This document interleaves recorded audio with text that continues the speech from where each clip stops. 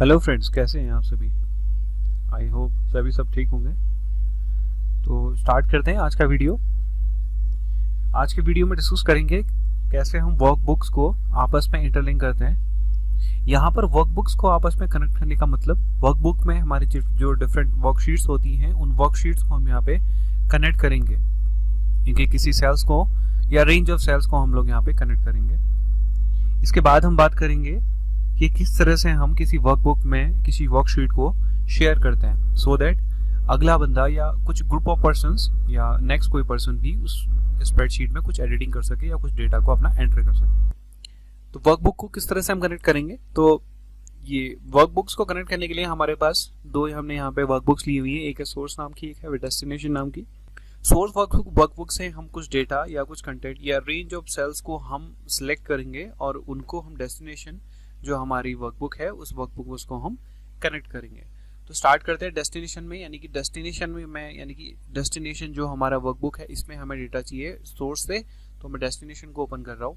तो डेस्टिनेशन जो वर्कबुक है मेरी ओपन हो गई है। फिलहाल ये देखिए यहाँ पे आपकी शीट इसमें खाली है, पूरी एम्प्टी है आपकी वर्कशीट है। हमें क्या करना है, इस वर्कबुक में डेटा हमें लेके आना है। जो हमारा डेटा कहाँ है, हमारे सोर्स नाम की वर्कबुक में है। रिमेंबर, इससे पहले की क्लास में हम लोगों ने बात की थी, हमने डिस्कस किया था कि कैसे हम डेटा को कैलकुलेट करते हैं विद इन अ वर्कबुक। यानी कि अगर एक ही वर्कबुक में आपके डिफरेंट शीट्स हैं, उन डिफरेंट शीट से आप किस तरह से डेटा को फैच कर सकते हैं या उनको आप कैलकुलेट कर सकते हैं, ये चीज हम पहले ही सीख चुके हैं, राइट। जैसे मान लीजिए यहाँ पर मैं इसेंशियल आईटी स्किल लिख देता हूँ। यहाँ पर मैंने एक नेम लिख दिया। ये आपका शीट यानी कि वर्कशीट 2 के A1 सेल में हमारा डेटा है। इसको हम क्या करेंगे, शीट 1 के A1 सेल में लेके आएंगे। तो किस तरह से हम करते हैं, इज इक्वल लगाते थे, देन हम उस शीट में क्लिक करते थे जहां से हमारा डेटा उठाना है, एंड देन फाइनली हमें उस सेल में क्लिक करना होता है एंड एंटर की प्रेस करना होता है। तो आप देख रहे हैं कि हमने क्या किया, इस शीट 2 से डेटा को हमने कनेक्ट कर दिया अपनी इस शीट 1 में। अब जो कुछ भी चेंजेस आप शीट 2 में करेंगे वो रिफ्लेक्ट करेगा आपका शीट 1 में, राइट। शीट 2 में जो भी चेंजेस होंगे, तो लेट्स से यहाँ पे मैं 21 वैल्यू दे रहा हूँ, तो 21 वैल्यू रिफ्लेक्ट होगी आपकी same in the sheet number 1। तो ये तो था हमारा कि एक ही वर्कबुक में हम दो वर्कशीट्स को कैसे कनेक्ट करते हैं। आज का जो वीडियो है वो है हमारे डिफरेंट वर्कबुक्स को आप कैसे कनेक्ट किया जाता है। तो बेसिकली अगर आपको दो वर्कबुक्स को आपने कनेक्ट करना होता है तो आपके पास दोनों वर्कबुक आपकी खुली होनी चाहिए, ठीक है। तो हमारी जो पहली वर्कबुक थी हमारी सोर्स, वो हम डेस्टिनेशन हम खोल चुके हैं।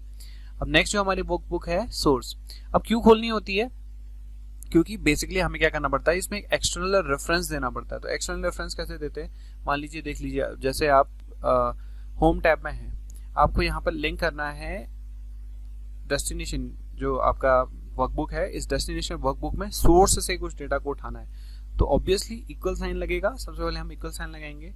इक्वल साइन के बाद हम क्या करेंगे, हम व्यू टैब में जाएंगे। व्यू टैब में जाने के बाद स्विच विंडो, ये स्विच विंडो क्या करता है, हमारा स्विच विंडो अगर आप माउस के कर्सर को कुछ चीज यहाँ पर रखेंगे तो quickly switch to another open Excel window. तो ओपन एक्सेल विंडो में स्विच कर लेता है ये। लेकिन हमारी तो यहाँ पर केवल एक ही हमारी स्प्रेडशीट खोली हुई है, तो दूसरी स्प्रेडशीट को हमें यहाँ पे स्विच करने के लिए हमें वो फाइल खोलनी होगी, ठीक है। तो जैसे कि आप देख रहे हैं, मुझे इक्वल साइन यहाँ पर हटाना पड़ेगा। ओके, अब आप देखिए एक टाइम पे हमारी सोर्स एंड डेस्टिनेशन दोनों वर्कबुक हमारी खुली हुई है। अब इस डेस्टिनेशन में हमें क्या करना है, डेटा को उठाना है, यहाँ से सोर्स से उठाना है। तो मैंने इज इक्वल साइन लगाया, देन मैं व्यू टैब में गया। व्यू टैब के, रिमेंबर आपका क्वेश्चन पूछा जा सकता है व्यू टैब के विंडो लेवल में, ठीक है। आपसे ऐसा पूछा जा सकता है कि स्विच विंडो आपका कौन से लेवल में, यानी कि कौन से लेवल में आपको मिलेगा, तो आप बोलेंगे व्यू टैब के विंडो लेवल में, ठीक है। तो स्विच विंडो से जैसे ही आप क्लिक करेंगे, फिलहाल जो आपका यहाँ पर आपका ये टिक मार्क है, यहाँ पे जो ये आपका बटन आपका है, जैसे कि आप देख रहे हैं यहाँ पे ये जो आपका सिलेक्टेड जो आपकी शीट है वो कौन सी है, डेस्टिनेशन है। अब आप सोर्स में क्लिक करेंगे तो आप सोर्स में स्विच होके आ जाएंगे, ठीक है। तो याद रखिएगा हमने क्या किया था, वहां पे हमने डेस्टिनेशन में हमने इज इक्वल साइन लगाया, हम व्यू टैब में गए। व्यू टैब में जाने के बाद हम लोगों ने स्विच विंडो में क्लिक करने के बाद दूसरी जो हमारी शीट थी जिसका नाम क्या था सोर्स, उसमें हमने क्लिक किया तो हम अपनी सोर्स वाली एक्सेल शीट में आ गए, ठीक है। अब हम इसमें क्या करने वाले हैं, एक रेफरेंस देने वाले हैं। तो जैसे ही मैंने इज इक्वल साइन करके यहाँ पर मैंने शीट में आके क्लिक किया तो आप देखिए ऊपर से फॉर्मूला बार ऑटोमेटिकली चेंज हो गया। इज इक्वल के बाद क्या आ गया आपका सोर्स डॉट एक्सएलएस। ठीक है, तो ये एक्सएलएस क्या है, ये आपको हमारा फाइल का नेम है, ये कंप्लीट फाइल नेम है। इस फाइल नेम के शीट 1 में, ठीक है, देखिए शीट 1 में जो इसने रेफरेंस दिया है कौन सा दिया हुआ है, एब्सोल्यूट रेफरेंसिंग इसने दे दी है, जिसमें A3 जो है इसने एब्सोल्यूट वैल्यू कर दी है। तो जैसे ही आप एंट्री की प्रेस करेंगे आप डेस्टिनेशन में आ जाएंगे। ठीक है, तो डेस्टिनेशन में आप आ चुके हैं। तो इस तरह से आपने क्या किया, दोनों एक्सेल सीट्स को आपने, ये जो वर्कबुक्स हैं इन वर्कबुक्स को आपने आपस में मर्ज कर दिया, इनको दोनों को कनेक्ट कर दिया। अब कैसे पता चलेगा आप कनेक्ट हो चुके हैं, आप अगर इस सीरियल नंबर में अगर आप क्लिक करेंगे तो आपको यहाँ पर इसका ऊपर पाथ दिखाई देगा। पाथ क्या बता रहा है कि सोर्स डॉट एक्सएलएस में शीट 1 का जो डेटा है और जिसमें सेल नंबर कौन सा है, A3 याद देखिए यहाँ पर इसने एब्सोल्यूट किया हुआ है, दैट मींस ये फिक्स है। अगर आप इसको ड्रैग एंड ड्रॉप करेंगे, अगेन अगर इसको नीचे लेके आएंगे, इसको ऑटो फिल करेंगे तो हर जगह सीरियल नंबर ही देगा। ठीक है, तो बाय डिफॉल्ट अगर आप कोई शीट को कनेक्ट कर रहे हैं तो वो क्या करता है, एब्सोल्यूट रेफरेंसिंग कर देता है। आप इसको चेंज चाहे तो चेंज कर सकते हैं। इसके डॉलर साइन को अगर आप हटाएंगे तो A3 यानी कि सिंपल एक सेल बन गया A3।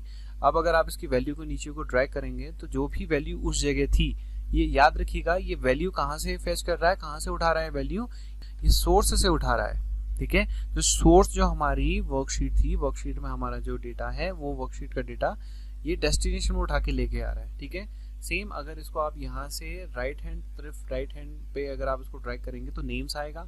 अगेन नेम को अगर आप नीचे को लेकर ड्रैग करेंगे तो आपका क्या जाएगा, वही सारे नेम आ जाएंगे जो आपके सोर्स वाली जो वर्कबुक में थे।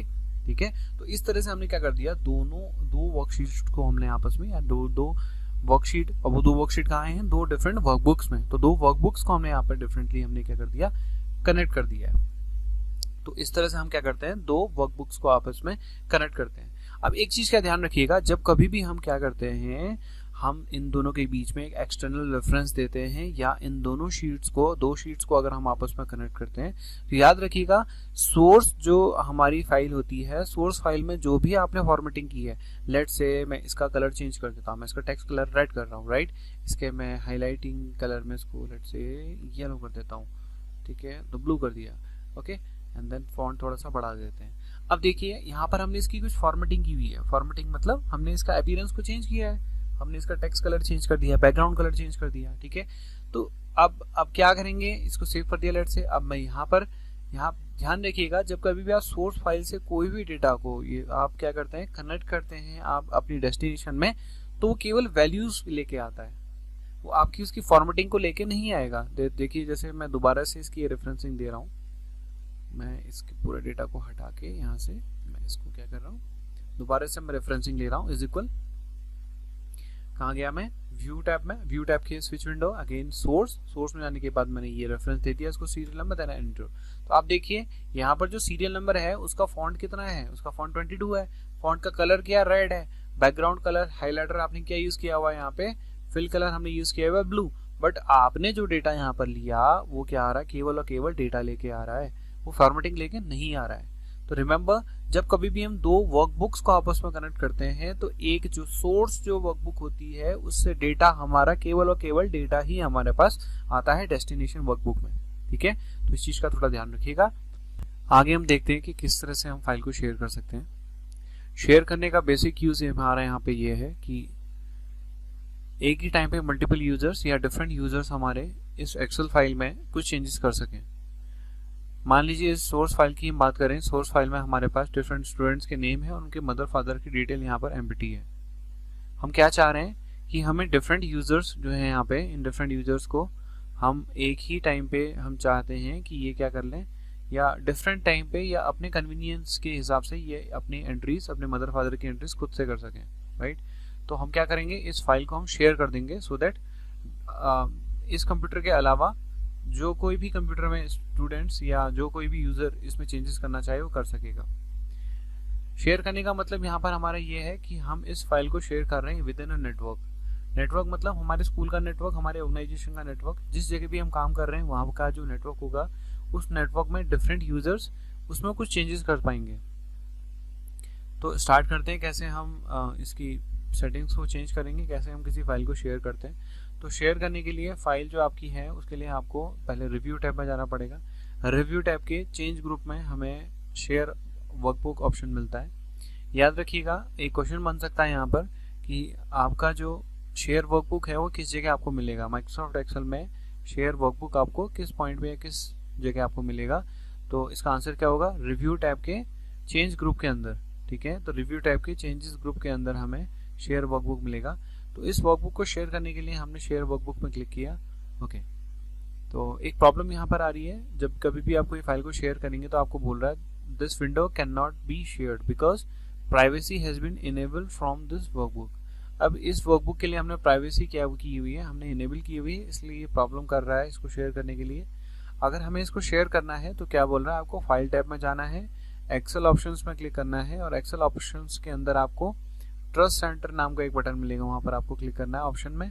उसके बाद आपको ट्रस्ट सेंटर सेटिंग्स में आपको बटन में जाके आपको प्राइवेसी कैटेगरी में हमने चेंजेस करने हैं और वहाँ पर क्या करना है, क्लियर करना है एक चेकबॉक्स को जो है जिसका नाम क्या लिखा होगा, remove personal information from file properties on save.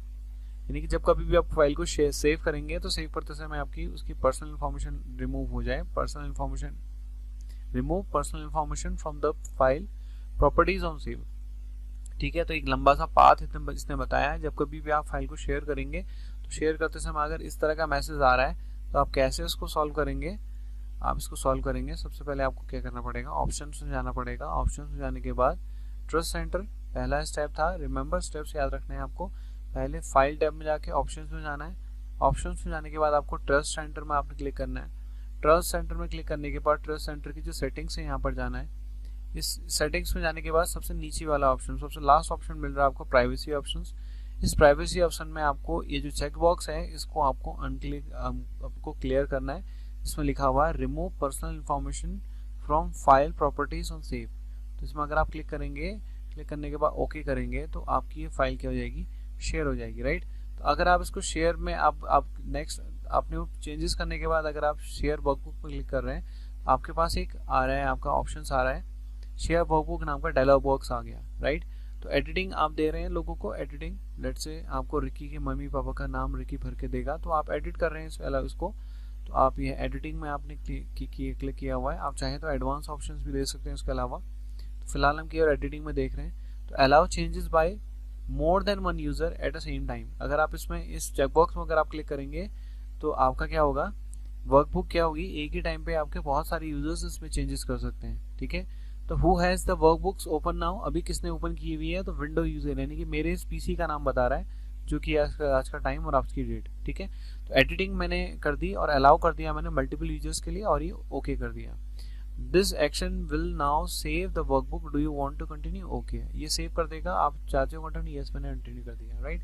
तो ये जो फाइल है, अब इस फाइल को लेट से अगर मैं नेटवर्किंग डिवाइस में डाल दूंगा, अब नेटवर्क डिवाइस कैसे मिलेगी, आपने क्या करना पड़ेगा, फाइल को शेयर करने के बाद हमने शेयर कर दिया, शेयर करने के बाद हमें क्या करना है, इसको नेटवर्क लोकेशन में रखना है। तो आपने अपने कंप्यूटर का या अपने स्कूल के जो भी या ऑर्गेनाइजेशन का जो भी नेटवर्क है उसमें आपको क्या करना है, नेटवर्क में जाना है। नेटवर्क में जाने के बाद आपको इस जगह आके इस फाइल को पेस्ट करना है। ठीक है, अभी हमारा ये कंप्यूटर किसी भी नेटवर्क से कनेक्ट नहीं है इसलिए मुझे शो नहीं कर रहा है, बट अगर आपका स्कूल में या आपकी ऑर्गेनाइजेशन में कोई नेटवर्क है तो आप नेटवर्क में जाके उसको ओके कर दीजिए। ठीक है, जैसे आप उसको पेस्ट करेंगे तो ये नेटवर्क में चला जाएगा।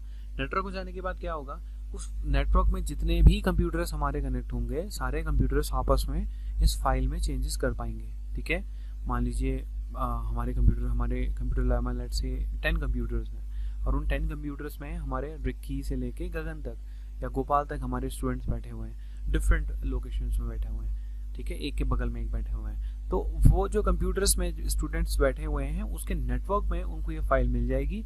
वहाँ पर आके हम क्या कर सकते हैं, चेंजेस कर सकते हैं बच्चे अपने अपने फादर्स और मदर्स के लिए, राइट।